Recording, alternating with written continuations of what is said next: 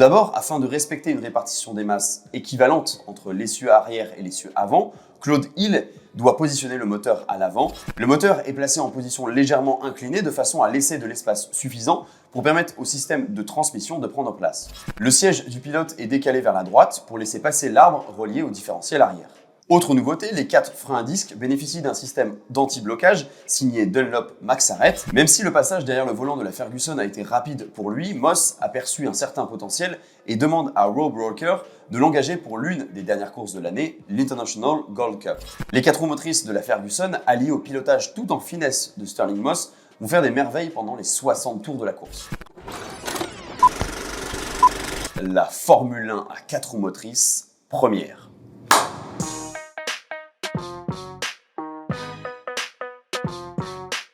Même si son apparition fut furtive et ne laissa pas un grand souvenir dans le monde de la F1, la Ferguson P99 fut particulièrement innovante, et ce pour 2 raisons. Elle fut la première Formule 1 à 4 roues motrices, mais aussi celle qui proposa pour la première fois un système d'anti-blocage des roues au freinage. Pas mal pour une marque dont l'activité principale était la commercialisation de tracteurs. Retour sur son bref passage dans le monde merveilleux de la F1. Mais vous me direz, quel est le rapport entre un tracteur et une Formule 1 ? Pas grand chose à vrai dire, si ce n'est que c'est sous l'impulsion d'Harry Ferguson, bien connu pour la marque d'engins agricoles Massey Ferguson, qu'est né le projet P99. C'est d'abord avec Ford qu'Harry Ferguson a commencé à vendre des tracteurs. Fort de quelques brevets comme le relevage hydraulique, il travaille pendant quelques années avec Henry Ford. Une rupture de contrat avec le géant américain et un procès à la clé, et le voilà dorénavant associé à Massey Harris, ceci débouchant sur la création de la marque Massey Ferguson. Mais cela ne suffit pas au bouillant ingénieur irlandais qui fonde Harry Ferguson Research Limited, qui lui permet de lancer quelques projets. C'est en 1960 qu'il approche Tony Rolls, le pilote Jaguar, et Claude Hill, ingénieur en chef chez Aston Martin, pour travailler sur un système utilisé sur les tracteurs, la transmission intégrale. C'est par le biais de la compétition qu'il compte promouvoir son invention et décide de se lancer dans la conception d'une monoplace de course à 4 roues motrices. La création n'est pas forcément un long fleuve tranquille. C'est ce que va constater l'équipe constituée par Harry Ferguson. Alors que la voiture devait être prête pour participer à quelques courses en 1960, elle ne le sera finalement que la saison suivante. Le challenge est grand et dès le départ, il faut faire face à quelques contrariétés.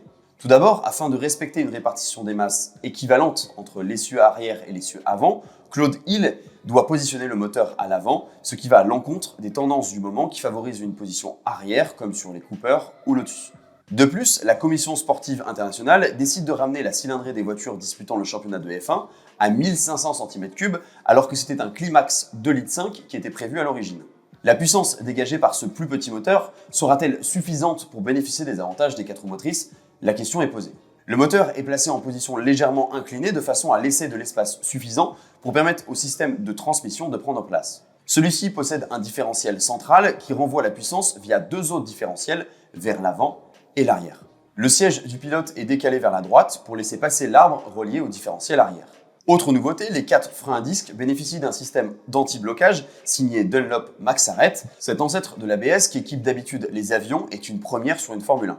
Si sur le papier l'auto semble performante malgré le changement de cylindrée, 2 points noirs viennent assombrir le tableau. Elle est une bonne centaine de kilos plus lourde que les monoplaces concurrentes et sa conduite demande au pilote un certain temps d'adaptation. Une carrière trop courte, puisque même avant d'avoir participé à sa première épreuve, l'équipe anglaise prend de plein fouet le décès de son fondateur, Harry Ferguson. Celui-ci ne verra donc jamais courir la première voiture élaborée par son équipe.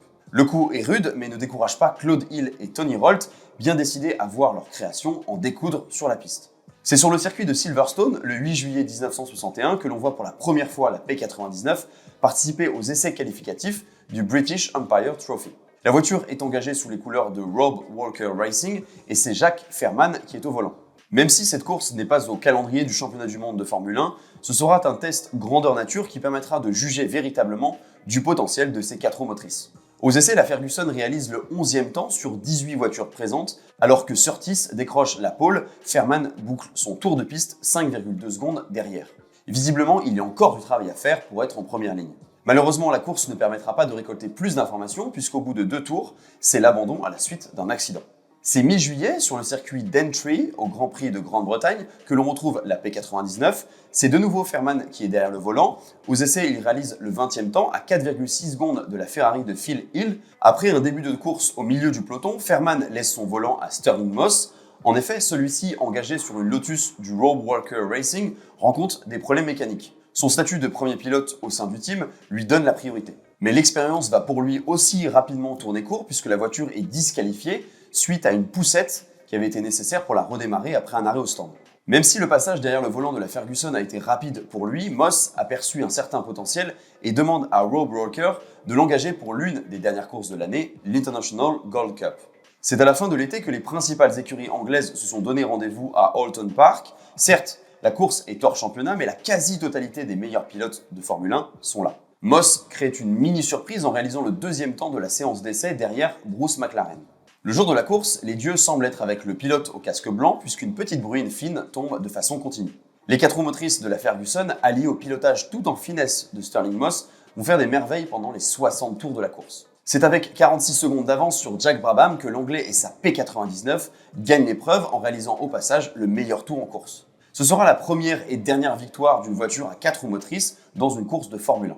C'est en 1963 que l'on retrouve la Ferguson sur piste, pas en Angleterre mais en Australie. Cette fois-ci, c'est Graham Hill qui se glisse derrière le volant. Le moteur de 1500 cm3 a été remplacé par le 2500 cm3 Climax. La puissance est là, mais la voiture reste trop lourde et beaucoup moins agile que la concurrence à moteur arrière. Le 10 février 1963, elle prend part au Grand Prix d'Australie qui se déroule sur le Warwick Farm Raceway. C'est une épreuve hors championnat, mais beaucoup de pilotes de premier plan y préparent leur saison européenne.